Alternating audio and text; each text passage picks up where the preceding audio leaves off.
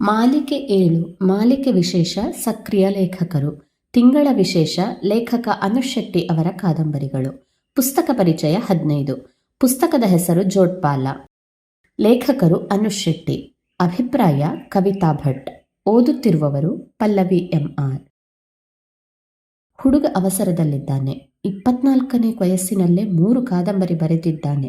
ಇಂಥದ್ದೊಂದು ಬೆನ್ನುಡಿ ಓದಿದಾಗ ಅಚ್ಚರಿಯಾದದ್ದು ಸುಳ್ಳಲ್ಲ. ಕುತೂಹಲ ಮೂಡಿ ಪುಸ್ತಕ ಓದಲು ಕಾರಣವಾದದ್ದು ಇದೇ ಸಾಲೆ. ಇಂತಹ ನಿರೀಕ್ಷೆಯನ್ನು ಹುಸಿಗೊಳಿಸದಂತೆ ಅನುಷ್ ಶೆಟ್ಟಿಯವರು ಜೋಡ್ಪಾಲವನ್ನು ಚೆಂದವಾಗಿ ಚಿತ್ರಿಸಿದ್ದಾರೆ. ಪಶ್ಚಿಮ ಘಟ್ಟಗಳೇ ಹಾಗೆ. ಪ್ರಕೃತಿಯ ಸೊಬಗಿನೊಂದಿಗೆ ಅಡಗಿಸಿಟ್ಟುಕೊಂಡಿರುವ ರಹಸ್ಯಗಳು ಅಧಿಕವೇ. ಒಂದೇ ಸಮ ಸುರಿಯುವ ಮಳೆ, ಅಪಘಾತದ ಕತೆ ಹೇಳುವ ತಿರುವುಗಳು, ರಸ್ತೆ ಕಿರಿದಿದೆ ನಿಧಾನವಾಗಿ ಚಲಿಸಿ ಎಂಬ ಬೋರ್ಡುಗಳು. ಹೊರಗಿನವರಿಗೆ ಇಲ್ಲಿಯ ಮಳೆ ಆಕರ್ಷಣೆ ಅಥವಾ ರೇಜಿಗೆ ಎನ್ನಿಸಿದರೆ ಇಲ್ಲಿಯವರಿಗೆ ಅದೇ ಬದುಕು. ಇಲ್ಲಿ ಕಡಲನ್ನೇ ಆಶ್ರಯಿಸಿ ಬದುಕು ಸಾಗಿಸುವ ಮೊಗವೀರರ ಬದುಕು ಬವಣೆಗಳಿವೆ.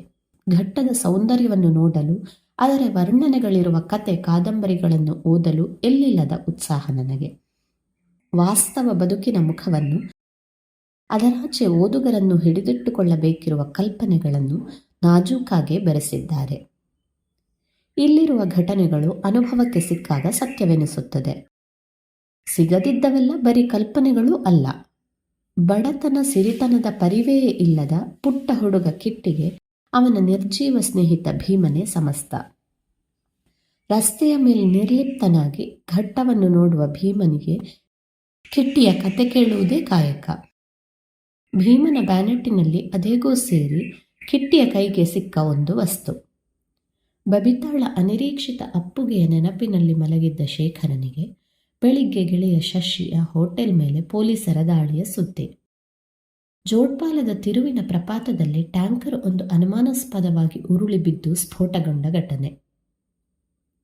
ಅದೇ ತಿರುವಿನಲ್ಲಿ ಕೆಲವು ತಿಂಗಳ ಹಿಂದಷ್ಟೇ ಕಾರು ಉರುಳಿ 4 ಜನರ ದುರ್ಮರಣ.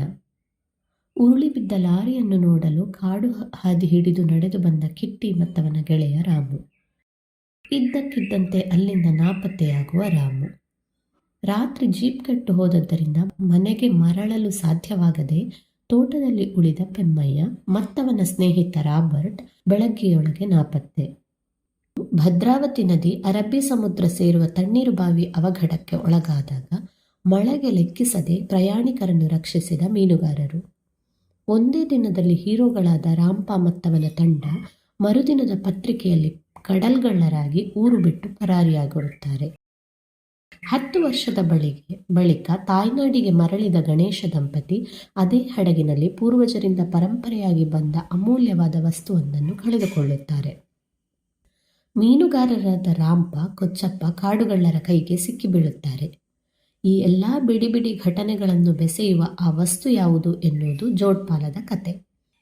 ಕಥೆಯಲ್ಲಿ ಗೌಣವಾದರೂ ನವಿರಾದ ಪ್ರೇಮ, ಕಿಟ್ಟಿ ಭೀಮನ ಸಂಬಂಧ, ತಮ್ಮ ವಿಚಿತ್ರ ತರ್ಕ ಮಾತುಗಳಿಂದಲೇ ಓದುಗರನ್ನು ಕಾಡುವ ಪೆಮ್ಮಯ್ಯ, ರಾಬರ್ಟ್, ಮುಂದೆ ಮಿಲಿಟರಿ ಶೋನೇ ಹಾಕಬಯಸುವ ಹರಿದ ಚಪ್ಪಲಿಯ ಯೂಸ್ಲೆಸ್ ಬಾಯ್ ಶೇಖರ ಮತ್ತು ಚಪ್ಪಲಿ ಹೊಲಿಯುವ ಸ್ವಾಮಿಯ ನಂಟು, ಹೀಗೆ ಕೊನೆಯವರೆಗೂ ಕುತೂಹಲ ಹುಟ್ಟಿಸುವ ಸರಳವಾದ ನಿರೂಪಣೆಯ ಈ ಪುಸ್ತಕ ಒಂದೇ ಗುಕ್ಕಿನಲ್ಲಿ ಓದುವಂತೆ ಮಾಡುತ್ತದೆ. ಅವರ ಇತರ ಕಾದಂಬರಿಗಳನ್ನು ಓದುವ ಆಸೆ ಇದೆ. ಹರೆಯ ವಯಸ್ಸಿನಲ್ಲೇ ಬರಹವನ್ನು ಒಲಿಸಿಕೊಂಡ ಅವರಿಂದ ಇನ್ನಷ್ಟು ಕೃತಿಗಳು ಹೊರಬರಲಿ. ನೀವು ಓದಿ ಆನಂದಿಸಿ. ಧನ್ಯವಾದಗಳು.